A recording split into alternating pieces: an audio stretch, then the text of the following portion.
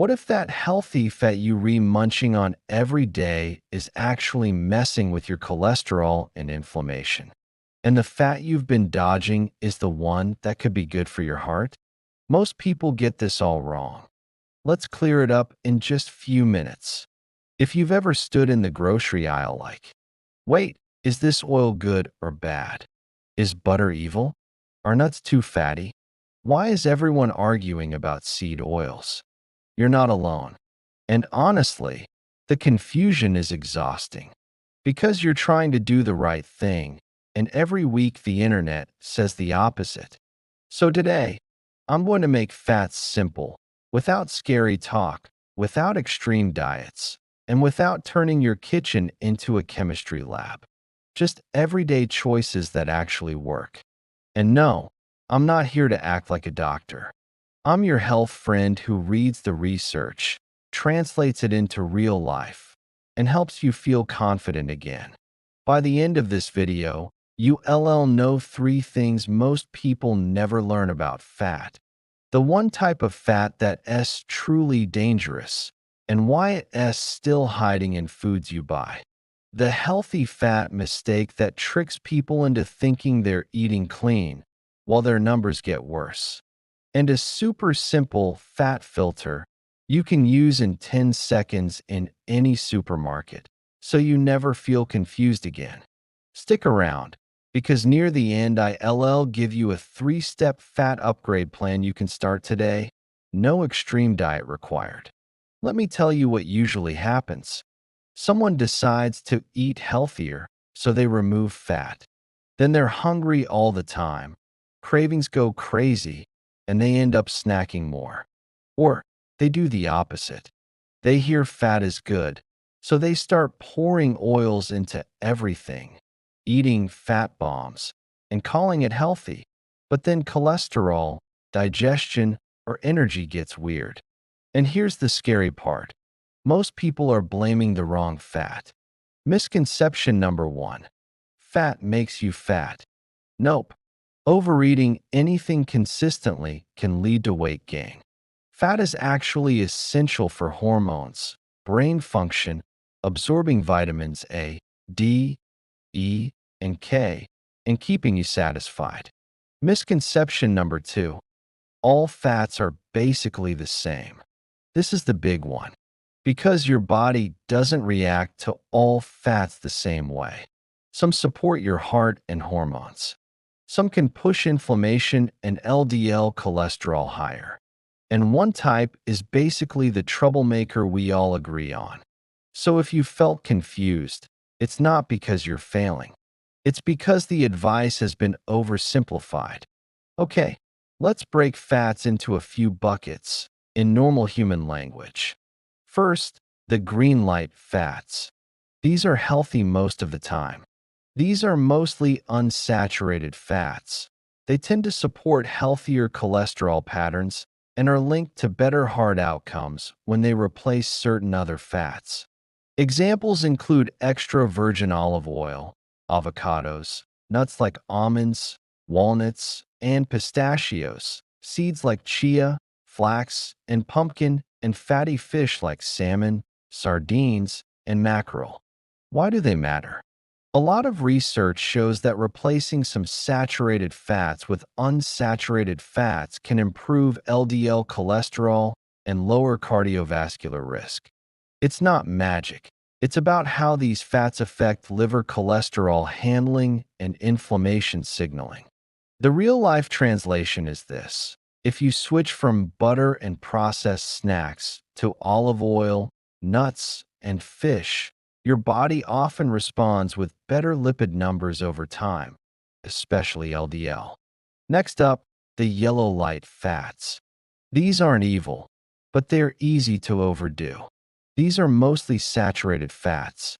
Examples are butter, heavy cream, cheese in large amounts, fatty cuts of red meat, and coconut oil, which is very high in saturated fat. Now, this is important. Saturated fat is not a cartoon villain. But in many people, high intakes can raise LDL cholesterol.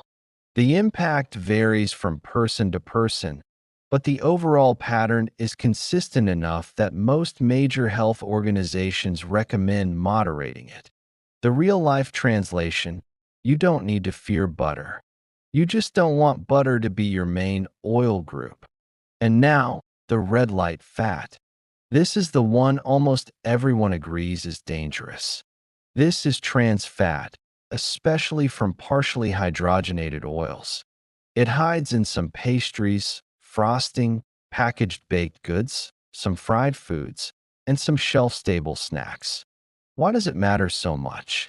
Trans fats are strongly linked to higher cardiovascular risk because they tend to raise your bad LDL cholesterol, lower your good HDL cholesterol, and they promote inflammation. Real life translation: if there's one fat to actively avoid, it's this one. Finally, let's talk about the "it's not just the fat" truth. Here is a truth people don't like. Sometimes the problem isn't the oil, it is the ultra-processed food around it. A fat inside a whole food like nuts or salmon comes packaged with fiber, protein, vitamins, and antioxidants. A fat inside a highly processed snack often comes with refined carbs, additives, and hyperpalatable flavoring that makes you overeat. So now you're thinking, okay, but what do I actually cook with? What do I buy? What do I avoid? Perfect. Let's make it practical. Here's the thing: this isn't about perfection. It's about making fat choices that your body recognizes as supportive, not confusing. Here's the 5-step fat upgrade plan. Step 1: use the whole food first rule. The goal is to get most of your fats from whole foods. Do more of nuts, seeds, avocado, olives, eggs, and fish. Why does it work? Whole foods come with fiber, protein, and micronutrients that support satiety and metabolism. An easy move is to add one of these daily: 1 to 2 tablespoons of chia or flax in yogurt or a smoothie, a handful of nuts, or half an avocado with a meal. Step 2: make olive oil your default. For most people, the goal is to choose a simple go-to fat that fits most meals. Use it for salads, low to medium heat cooking, and finishing foods. Why it works: extra virgin olive oil is rich in monounsaturated fats and polyphenol, good support for heart and inflammation balance. An easy move is to switch your main oil to olive oil for 80% of your cooking. Step 3: keep saturated fat as a supporting actor, not the main character. The goal is to enjoy butter, cheese, and meat, just not as the foundation of every meal. Why this works: for many people, too much saturated fat can drive LDL up. Easy move options are to use butter for flavor sometimes, but cook most meals with olive oil. Choose leaner cuts of meat more often, and if you love cheese, keep it as a topping, not the whole meal. Step 4: learn the 10-second label check. This is huge. The goal is to avoid the red light fats and hidden junk. Do this: flip the package and look for partially hydrogenated oils. If you see that, put it back. Also, if you see long ingredient lists combined with deep-fried or cream-filled descriptions, treat it as an occasional thing. This works because you eliminate the most harmful fat category without dieting. Step 5: add omega-3s like it's a weekly appointment. The goal is to support your heart, brain, mood, and inflammation balance. Do this by eating fatty fish twice a week, or if you don't eat fish, talk to a professional about an omega-3 supplement option.